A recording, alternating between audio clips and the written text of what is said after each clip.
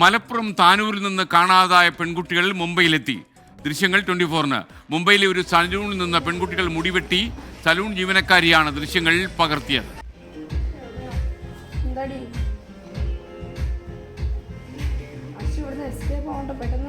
ഈ അന്വേഷണവുമായി ബന്ധപ്പെട്ട ഏറ്റവും നിർണായകമായ ദൃശ്യങ്ങളാണ് ഇപ്പോൾ മുംബൈയിൽ നിന്ന് തരാൻ വേണ്ടി കഴിയുന്നത്. ഞാനിപ്പോൾ നിൽക്കുന്ന ഈ ഒരു സലൂണിലാണ് അല്പസമയം മുമ്പ്, ഏതാണ്ട് 2 മണിക്കൂർ മുമ്പ് ഈ കുട്ടികൾ എത്തി ഇവിടെ നിന്ന് മുടി വെട്ടി മടങ്ങിയിട്ടുള്ളത്.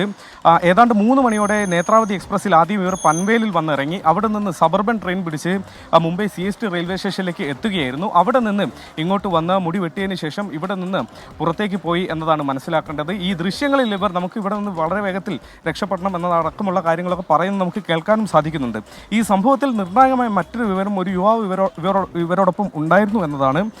റഹീം അസ്ലം എന്ന 23-കാരനാണ് ഇവരോടൊപ്പം ഉണ്ടായിരുന്നത്. മഞ്ചേരി സ്വദേശിയാണ് ഇയാൾ.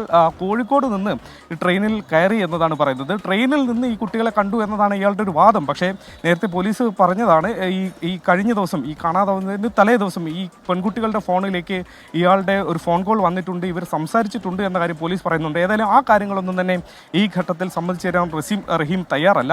ഏതായാലും CST റെയിൽവേ സ്റ്റേഷനിൽ എത്തിയതോടെ ഈ പല ഭാഗത്തു നിന്നുള്ള ഫോൺ കോൾ ഇയാൾക്ക് വരുന്നുണ്ടായിരുന്നു, പോലീസിൻ്റെ ഭാഗത്തു നിന്നുണ്ടായിരുന്നു. അതുപോലെ തന്നെ ഇയാൾ മഞ്ചേരിയിൽ ഒരു കടയിൽ ജോലി ചെയ്യുകയാണ്, ഒരു തുണിക്കടയിൽ ജോലി ചെയ്യുകയായിരുന്നു. അവിടെ നിന്ന് അതിൻ്റെ ഉടമയടക്കമുള്ള ആളുകൾ വിളിക്കുകയും ഈ കേസിൻ്റെ ഗൗരവമൊക്കെ ഇയാളെ പറഞ്ഞ് ബോധ്യപ്പെടുത്തുകയും ചെയ്തു എന്നതാണ് ഇയാൾ പറയുന്നത്. അങ്ങനെ പിന്നാലെ മടങ്ങാൻ തീരുമാനിച്ചെന്നും താൻ മടങ്ങാൻ കൂട്ടാക്കിയപ്പോൾ ഈ കുട്ടികൾ അതിന് തയ്യാറായില്ല, ഈ 2 കുട്ടികൾ അതിന് തയ്യാറായില്ല എന്നതാണ് അയാളുടെ വാദം. ഏതായാലും അയാൾ ഇപ്പോൾ ഈ മുംബൈയിൽ നിന്ന്, ടൗണിൽ നിന്ന് ഇപ്പോൾ പോയിട്ടുണ്ട്. പെൺകുട്ടികൾ ഈ സലൂണിൽ നിന്ന് പിന്നീട് പുറത്തേക്ക് പോയി. അവിടെ എങ്ങോട്ടാണ് പിന്നീട് പെൺകുട്ടികൾ പോയത് എന്നതിനെക്കുറിച്ചൊരു ധാരണയില്ല.